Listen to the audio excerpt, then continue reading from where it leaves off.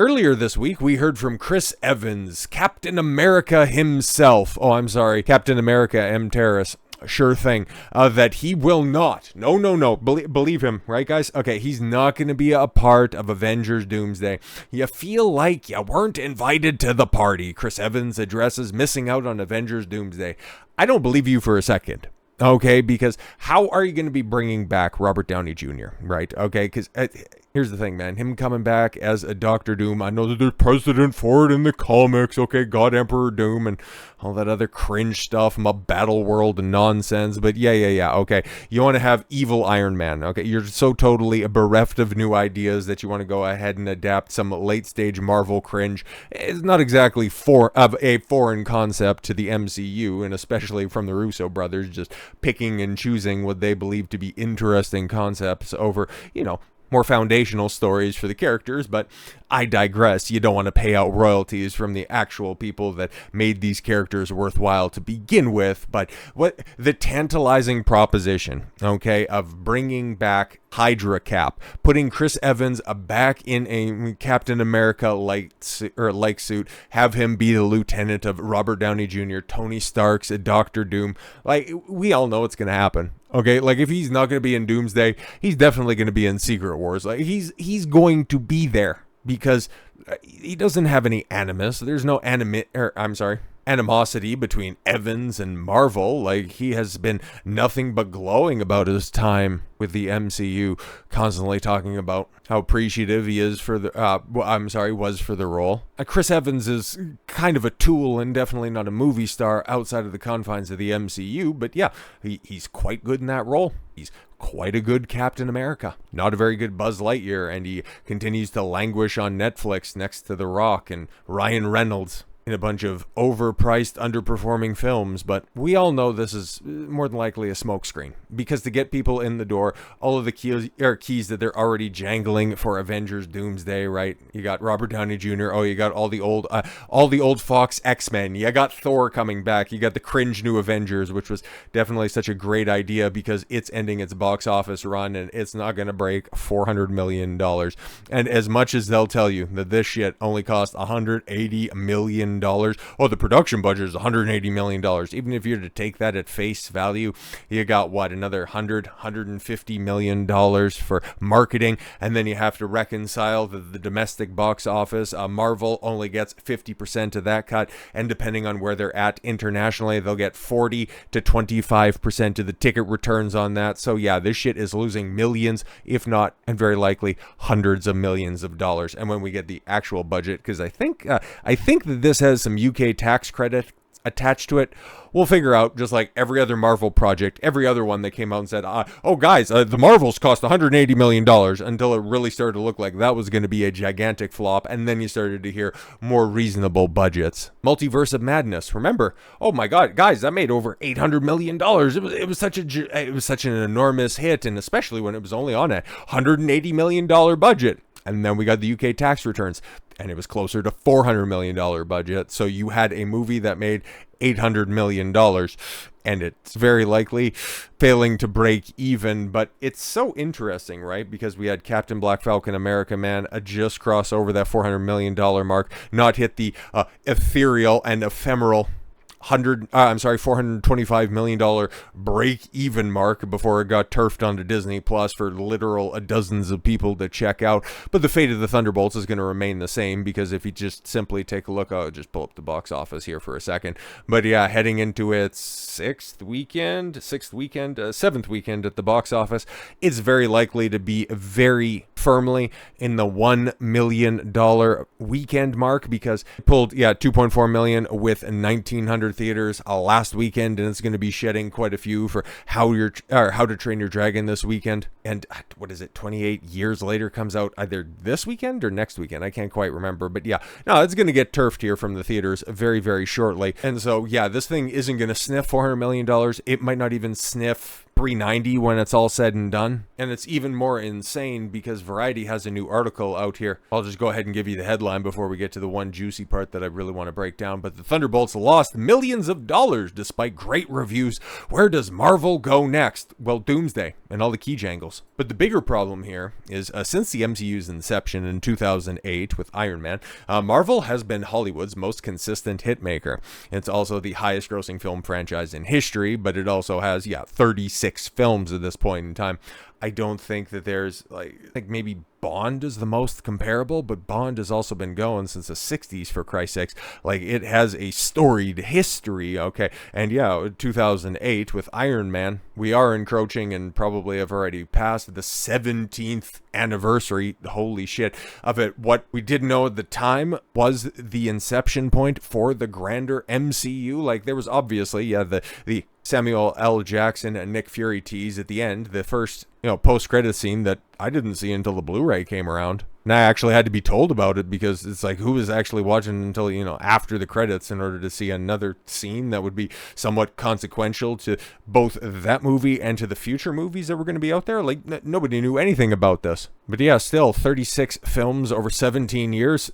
Bruh.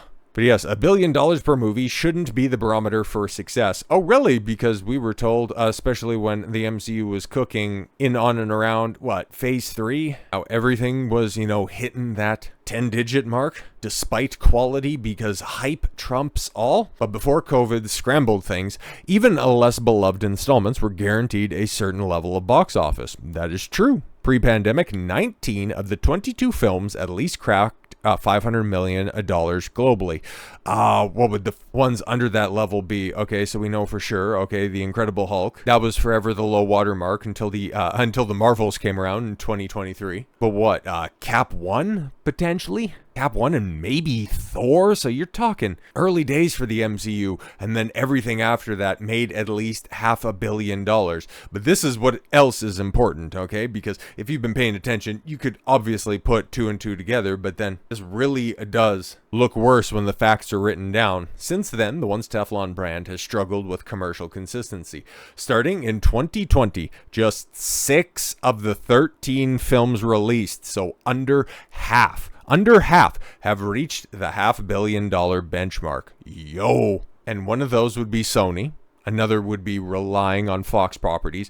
Another one came out of who is now your biggest competitor in James Gunn and Warner Brothers. And the other 3 that crossed the $500 million, I don't think, when's the last time we heard anything from Doctor Strange? Thor Love and Thunder, who actually defends that movie? That thing, that was probably the first film that came out, because normally there was a half-life on these Marvel movies, okay, where you'd say, oh no, they're good, it's fine, I liked it, it's great. And then a week or 2 or maybe a month later, everybody would look around and go, oh yeah, that was ass, okay, ooh, that was really bad, it made no sense, and the CGI looked absolute dog water. But with Thor Love and Thunder, that was the first one that people walked out when, bro, that shit sucked ass through a straw. You remember Heimdall's son, who was just a fucking floating head, and he had cringe-ass Taika Waititi memeing on the effects right after the movie released? It's wow, what an absolute piece of shit. And then what's the other one? Oh, right.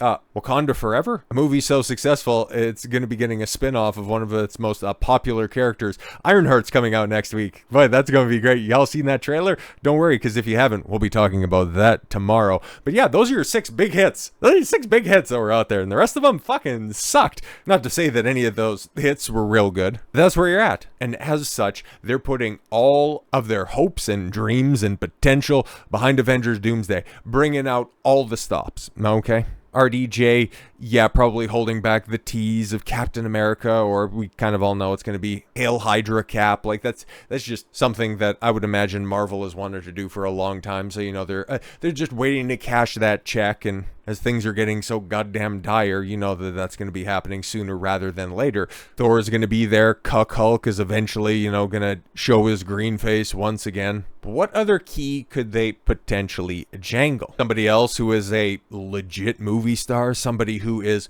outside of Avatar going to have the highest grossing film of the year. Well, Scarlett Johansson explains why she won't return in Avengers Doomsday. Now, okay, because we took a look at what Chris Evans had to say. I guess we can get into it it with a little bit more detail because this parallels quite nicely. Speaking with Screen Rant's Liam Crowley about his new movie Materialists. Yeah, so funny, right? Did he also talk about Pedro Pascal stealing women's clothing, but opened up about how he feels over not being in Avengers Doomsday.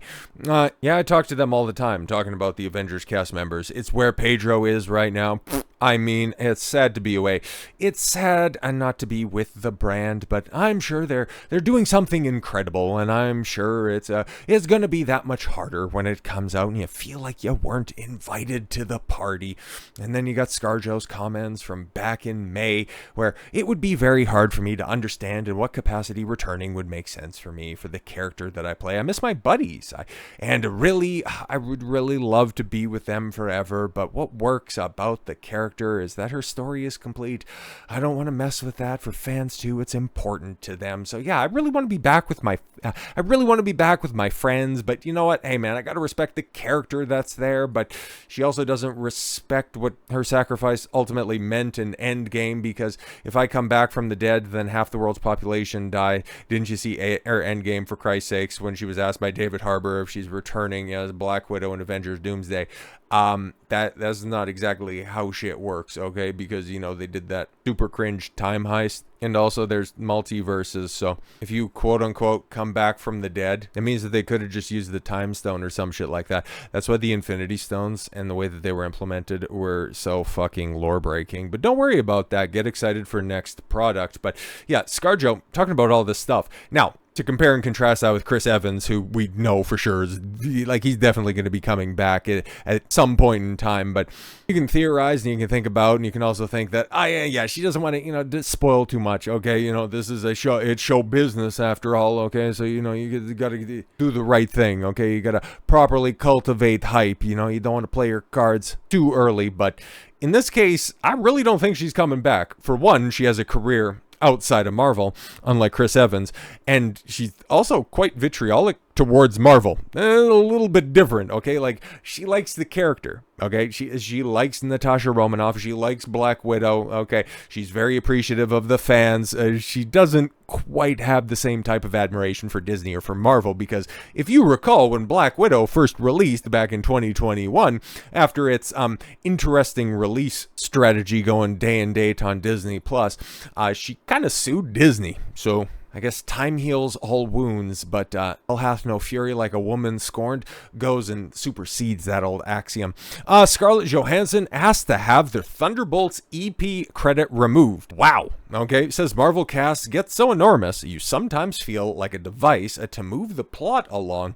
Well, okay, like, I've heard this before. I heard the quote that we're going to be going over, and yeah, for somebody who is so integral to, Christ, outside of Infinity War, 3 of the 4 Avengers movies, okay, was integral to Iron Man 2, and another movie she's going to reference as well. Like, outside of 2 or 3 potential appearances, I can't really think of one where she was pushed to the background. But okay, all right, you do you. Scarlett Johansson told David Harbour during a conversation for Interview magazine that was asked Marvel to remove her executive producer credit from Thunderbolts, which is just so wild, man. It's like, the reason that it's there, I think it's been theorized that, yeah, she helped cultivate what the character of Black Widow, and because of the characters from the new Avengers, nobody remembers that movie got rebranded, huh? That's so funny that ended up sticking. So glad that didn't dilute the brand to the Avengers like everybody said it was going to, and that film would end up underperforming like everybody knew it was going to. It's so great that they didn't want to spend that, okay? But anyways, no, because she helped create that brand and those characters, then, you know, she gets an EP credit on that, executive producer credit, and yeah, she just gets a couple of shekels on the top of that, but she didn't even want that. That's a next level of spite, because, okay, here, you just get offered, I don't know, a ticket to the premiere, and potentially, like, you'll get some residuals, and especially the way that thing's performing, probably not exactly a big check. So she's like, it's not even worth my time going down to the bank to deposit this, okay? It's not even going to cover the gas for the assistant who's going to ultimately do that for me, or would have ultimately done that for me, so no thanks. You just go ahead and keep it for yourself. Buy yourself something nice. But it's the opening day of the movie that basically you are the 7th Thunderbolt in. What? No. Your character is all over this movie. I don't even think she gets a name drop in it, but okay, you're an executive producer on it. Congratulations, Harbour said during the chat. I asked to have my credit removed because I wasn't involved, Johansson replied, more or less suggesting the contractual reason were why she was credited. Elsewhere, during their interview magazine discussion, the Black Widow co-stars found common ground over the annoyances that arise while playing the same character for a decade or more.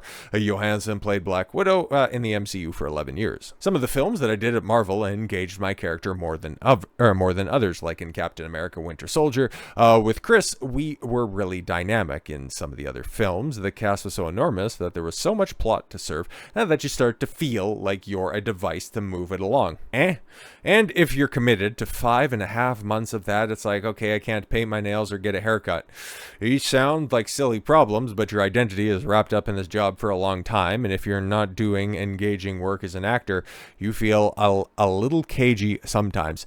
Yeah, these are comments that they really do seem petty, okay? Like, I'm not going to take it against her. It's like, okay, you have to go ahead and you have to stay in costume, in character for 5.5 months for the potential of, adding a scene here or there, or even coming back for reshoots. You're still attached to a project until it hits theaters. And at this point in time, the way that Marvel makes films, maybe until it hits streaming before things are actually done. But yeah, that can get quite bothersome. I'm not going to, just because she says, oh my God, I can't work on my nails, I'm not going to hold that against her. But the fact that Marvel is at a position where it's at right now, and she feels free and open to go ahead and shit on this. If the movies were cooking, okay, if Thunderbolts made $1.342 billion, she would be singing a different tune. She would definitely be wanting to get a take, okay? She would be wanting to wet her beak with the executive producer credit. But now, she doesn't want to tarnish her own brand, okay? She doesn't want to be coming back to a franchise that, even if she's lending her credibility to, may or may not tip the balance or pop a rating. She's getting out ahead of what a lot of people are going to be saying if Avengers Doomsday isn't that $1.7 billion hit, if Secret Wars comes out and it fails to clip $1 billion, if Fantastic Four comes out and it does Captain Black Falcon America money.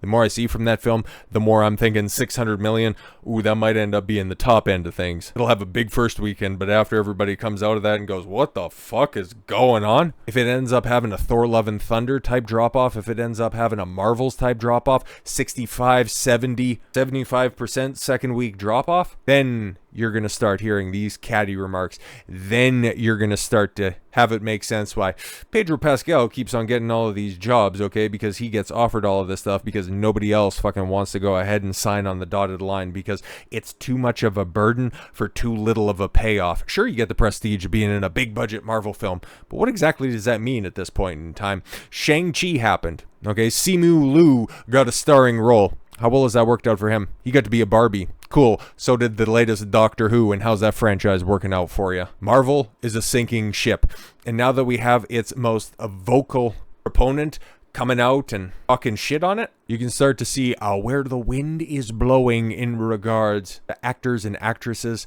and what they think about the MCU and what Disney is doing in general. We're not done with the Marvel drama, not by a long shot. So with all that said, thank you all very much for the gift of your time. I've been Don Consuelo. I want you to follow your gut and get after it. Take care, everyone.